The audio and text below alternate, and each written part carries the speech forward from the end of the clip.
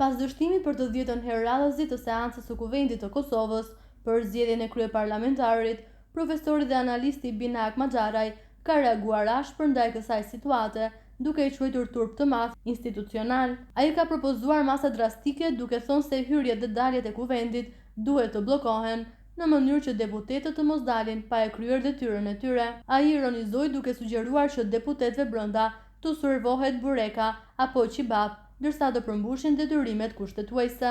Dështoi edhe seanca e 10 e parlamentit të mbyllen hyrjet dhe daljet e parlamentit të Kosovës që të mos dalin deputetët përderisa nuk e zgjedhin kryeparlamentarin. Mjaft më sepse u bën për radhë e Zotit.